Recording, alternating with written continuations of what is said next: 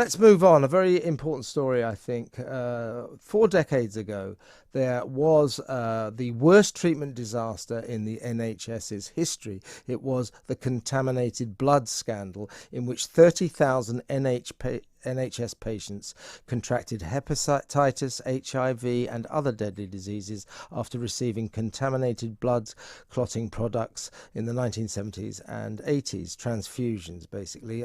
Dame Anita Roddick, human rights activist and founder of The Body Shop, was one of the victims. She had a blood transfusion during childbirth in 1971 and died as a consequence of a brain hemorrhage in 2007. Basically, 30,000 lives have been devastated by this scandal. Now, 4 decades on, it seems the government, they are drawing up plans to finally award what will amount to billions of pounds in compensation to these poor people who received these dodgy blood transfusions. But still, there seems to be a question of whether or not the NHS and the government will accept liability. Well, I would like to ask the question, well, if it wasn't the NHS, who else was it? Bus drivers? Coast Guards? It's unbelievable. Let's talk to the chair of the Haemophilia Society, Clive Smith. Good morning, Clive. Good morning, Kevin. Whose fault was this? If they're not accepting liability, who do they say is responsible? Well, I'm not sure they've ever wanted to say who's responsible, but it's undoubtedly ultimately government, isn't it? So obviously there were pharmaceutical companies that were involved in this too, in terms of the manufacturing and processing of these products. Many of them were then injected by people with haemophilia and other bleeding disorders such as von Willebrand's disease. But certainly ultimately it's government's faults, because when they take on the role of providing healthcare to its citizens and people go into hospital and come out worse off than they went in, that can only be the government's fault. And so, again, the question, Clive, is why has this taken 4 decades to even come to the point where they're drawing up plans to compensate the poor victims of this scandal? I think one of our real issues and challenges with this, Kevin, over decades, as you've just highlighted, is the fact that so many people have died away from the cameras. If you think that 3,000 people alone with bleeding disorders have died as a result of this, that's more than died on September the 11th. But none of this happened on one day. There was no single big event in the same way there was with September the 11th or with Hillsborough or with Grenfell, all those other tragedies. There was no great one event. So it's very difficult to get this into the public psyche and public conscience when people aren't really seeing what's going on. And that's been one of the real battles. But equally, as you said, we've had a change of government between various parties over the last decades, and no government has seemingly wanted to take responsibility. Cynically, some people say that they just hope that the majority of people will die and eventually they will go away. And I have to say, I think there's probably some truth in that. So 3,000 people are estimated to have died as a direct consequence of these transfusions.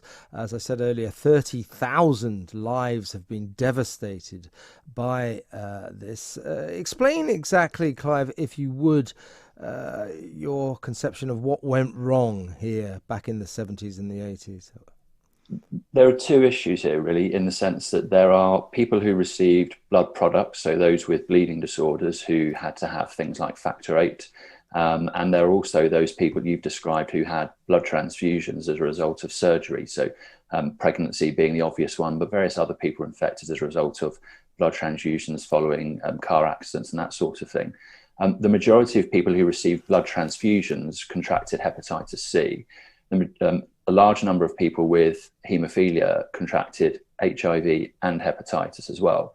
And the issue was that a lot of this blood was being imported from the US, where blood donations were taken from people who were in prison, who were drug addicts, who were prostitutes, for example, not only taken from them, but they were paid for those donations too.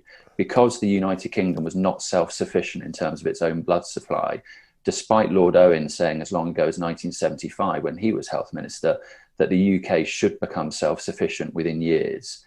That never happened until the mid-80s in the United Kingdom.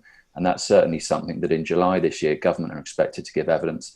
And the likes of people like Sir John Major and Lord Clark will hopefully be giving evidence to answer that question. Why was the UK not self-sufficient in the timescale that Lord Owen said we would be? I'm looking at this story of a guy called John Corns, is it, or is it Cornes? John Cornish. Yeah, Cornes. He's 63. He has hepatitis C and cirrhosis caused by one of these contaminated blood incidents. He was one of 7 brothers. 4 of them have now died after receiving contaminated blood. John is obviously just about hanging on. This man, for example, deserves an enormous amount of compensation from the government, from the NHS, doesn't he?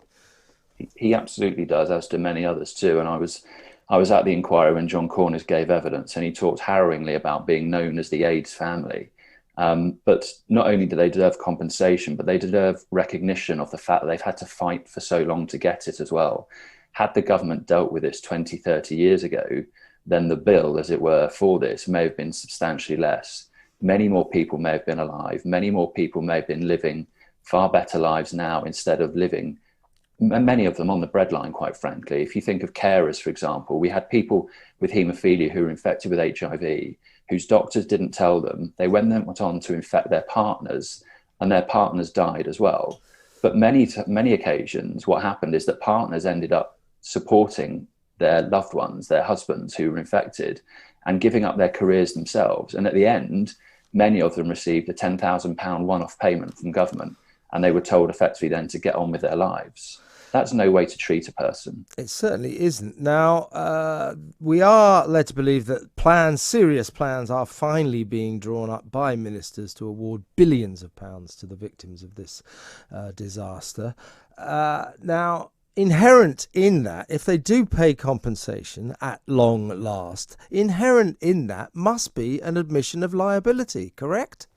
Absolutely. The government have been very careful over the years to never use the word compensation. They've always referred to these as being support payments, what they refer to ex gratia, non-liability payments. So government have never admitted liability. As a community, we very much feel that you can't have one without the other. You can't now change the language and start talking about compensation without admitting liability. But even this change, I say you've mentioned this was a result of an announcement on Thursday by Penny Mordaunt about consideration of compensation. And even talk of compensation for the community is hugely significant. It marks a huge change of tone from government. And whilst when we look back on it, we may think of it as the turning point, but we don't know that yet. But it's certainly a turning point in the campaign.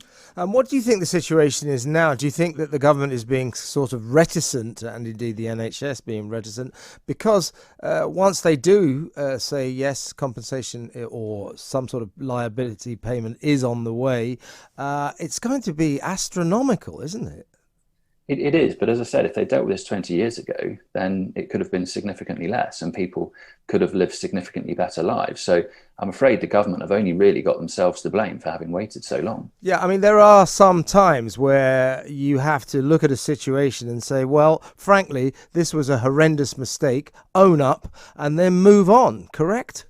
Absolutely, yes. And I say it's just taken so long for successive governments not to own up and not to pay compensation and not to move on. But it's about more than compensation as well. I think for so many people, it's about recognition of what's happened.